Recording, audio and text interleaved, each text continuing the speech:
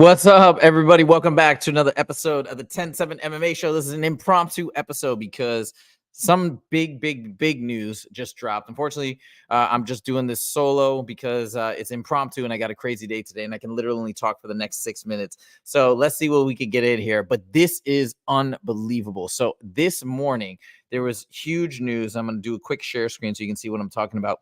UFC 304 has been announced. And not only has it been announced, it is in Manchester, which is unbelievable, right? The London crowd's incredible. But the important thing about it being in Manchester is look who's headlining. Edwards versus Muhammad. That's finally been announced after Edwards fought and defended the title against Colby Covington in that pretty dominant one-sided victory. That was back in December, which I still thought was an actually really interesting fight. I think a lot of people thought it was a flop because of the way maybe Colby performed or however you want to put it. But I still thought it was a phenomenal performance and really interesting fight to see the two go back and forth and to see that Colby, I think, was a bit afraid of the threats that Leon had coming. But regardless, it's been a while. We've been waiting for Leon. People, there was talks that he was going to headline 300. It never happened, but now it's happening. Now, I want to talk about this main fight first, and then we're going to go down the rest of the card. It is so good. And the crazy thing about it is we have all these other amazing fights in June, and this fight is scheduled for July 27th. So it just keeps getting better and better with the UFC. Now, I want to talk about Edwards versus Muhammad because, first of all, it is a rematch. And if you do remember, it was the eye pokes that led it to be essentially a no contest last time when it ended. Well, actually, no, I think Leon got the win. I can't either. It was a no contest or Leon got the win. But either way, it was sort of a disappointing. No, I think it was a no contest, but it was a disappointing end because of the eye poke. So this is a rematch. Now, a lot of people are going to say, hey, we're not so excited about this. We'd want to see Shavkat or some other contender come in. I'm going to tell you why this is actually a good fight or why this fight needs to happen. At the end of the day, if there is a contender that is been told to the public and has been told individually by Dana White or the brass at the UFC that they are next in line, and that doesn't happen on a regular basis, then what's happening to the sport? It's going to start to lose legitimacy.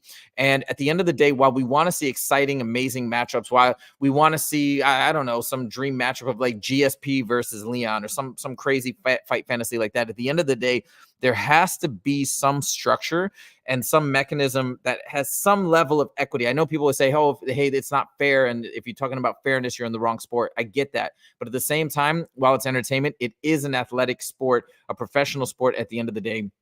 And there needs to be some level of legitimacy in terms of the announcements and the rankings. Otherwise, where do we go? What are we doing? It's not just a show. It's not just a circus, right? We're talking about a sport where real competition is happening. So that's why I do think this is a really important fight. And it's going to be a good fight. Whatever people want to say about the style of Belal Muhammad being boring or this and that, it's a really good matchup between two amazing fighters at the top of their game.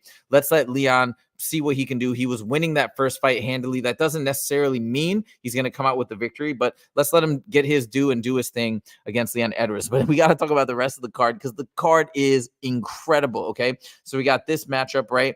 And then we're coming down to the co-main, which is Tom Aspinall versus Curtis Blaydes, which is another rematch. Now, if you guys don't remember, Curtis Blaydes and Tom Aspinall fought, and during that fight, Tom Aspinall suffered a knee injury. I can't remember if it's ACL or what. I'm probably totally getting this wrong, but he had a really bad injury from a strike early on in the fight. He fell back. I think he lunged in, and it wasn't even something that Curtis Blaydes caused. He lunged in, felt his knee give out, fell down, and the fight had to be called off, and Tom got a loss, but it wasn't like a real loss, right?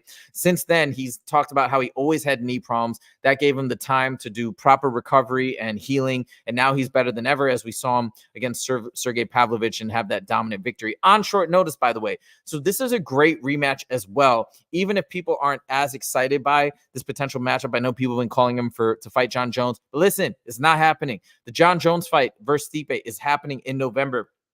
People need to accept it. Moreover, Stipe wants to fight. John Jones wants to fight. It's going to be a fight of two legends. I think people are only getting upset because they're thinking he's ducking Tom Aspinall, but I don't think he is. In my opinion, he's just doing the fight that was promised to him, and that excites him. And then maybe he'll fight Tom Aspinall afterwards. But either way, I think Tom Aspinall versus Curtis Blaydes is amazing. All right, I got to go in a minute and a half, so we're going to talk about this next fight. Look at this. The third fight. It happened. It's been done. Bobby Green was calling out Paddy Pimblett. I wasn't sure if they were going to give it to him, and they gave it to him.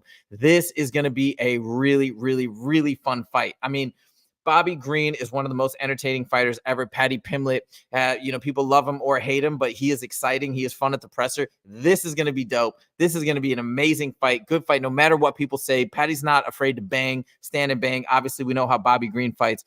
Unbelievable. Oh, this card is so good. Look at this. I didn't even see this yet.